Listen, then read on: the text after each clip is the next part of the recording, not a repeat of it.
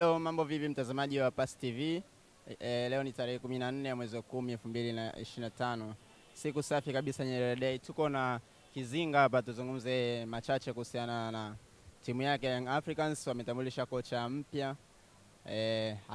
Atueleze sana huko kocha ni kwa namna gani ataenda kufanya kazi na Folz, ama Folz ataondoka ampishe kocha. Kizinga, mambo vipi? Poa, mambo. Salama kwema? Kama kawa. Mmepoa wananchi wenyewe? Tuko safi.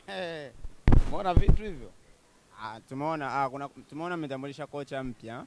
Na mlikuwa mna kocha ambaye alikuwa anakiongoza kikosi chenu.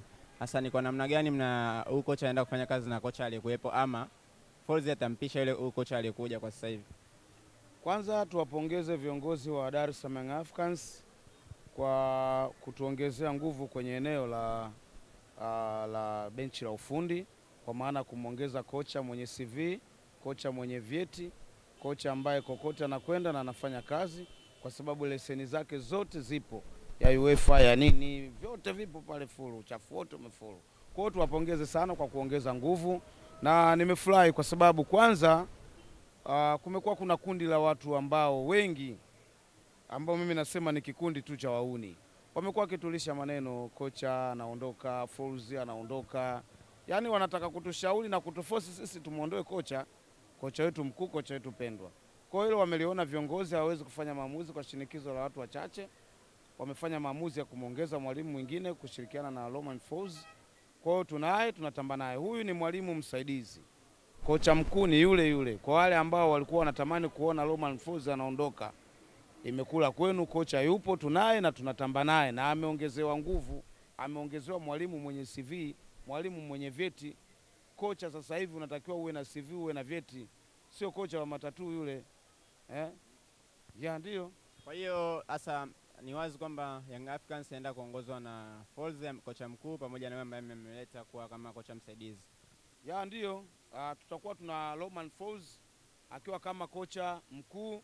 Umeelewa bwana? Kwa hiyo tuwaambie wana Yanga kwamba wasiwe na wasiwasi. Kocha wenu Romain Folz yuko pale pale, tunaye na tunatamba naye. Umeelewa bwana? Lakini pia viongozi wetu wametuongezea nguvu kwa kutuletea mwalimu mwingine, anaitwa Patrick Mabedi. Huyu ni mwalimu ambaye ni raia wa kutoka Malawi. Yes, ni mwalimu mwenye CV za kutosha sana. Tukiangalia hapa bwana, anakuambia kwamba ana A level ya UEFA, umeona?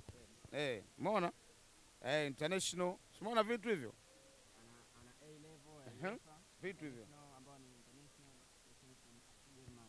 German. Umeona vitu hivyo? Ana B level UEFA. Safi sana. Umeona vitu hivyo? Ana A CAF certificate. Umeona mambo haya?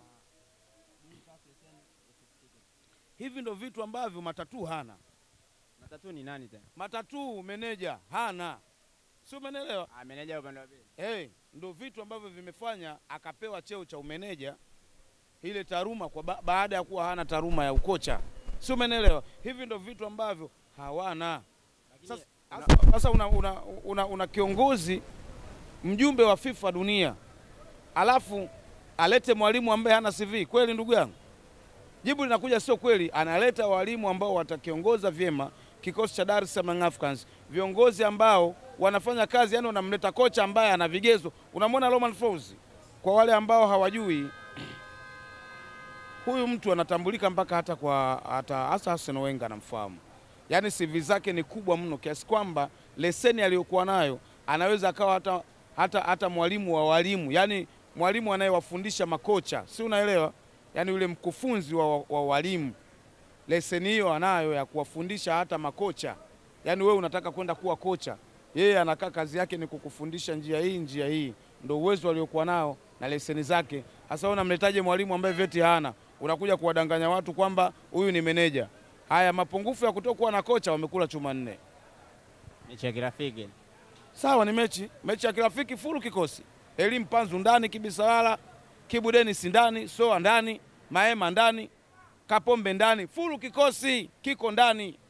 Unakula chuma 4. Kwa hiyo kizinga zile taarifa zilizokuwa zinasambaa kwamba wananchi wa mashabiki wa Yanga hawamtaki Folz, inamaanisha ni kwamba ni mashabiki wa upande wa pili walikuwa wanamvizia kocha wenu?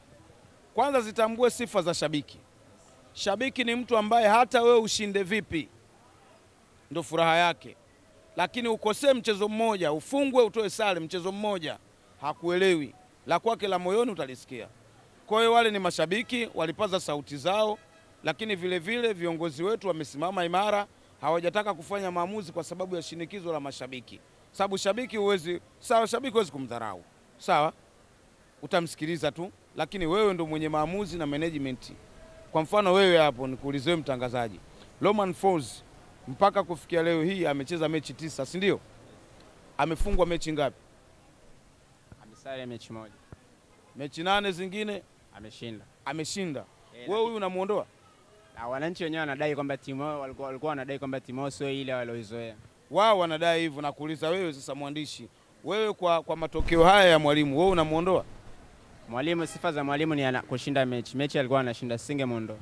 Sasa hivi pale Victown kuna ulinzi mkali. Hawa watu kupigwa mara 6 mfululizo, hawa watu kukosa ubingwa mara 4 mfululizo. Mimi nataka niwaambie sasa wale mashabiki ambao wanapiga kelele, mnatakiwa mjue hawa watu kupoteza ubingwa mara 6 mfululizo, kufungwa mara 6 mfululizo, kupoteza ubingwa mara 4. Hawa watu roho zao zinauma sana.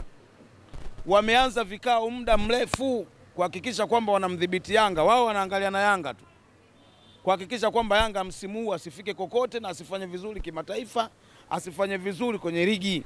Yaani wanataka wauchukue utawala ikiwa wana timu mbovu. Sio, umeelewa? Sasa hili tumeshalishtukia.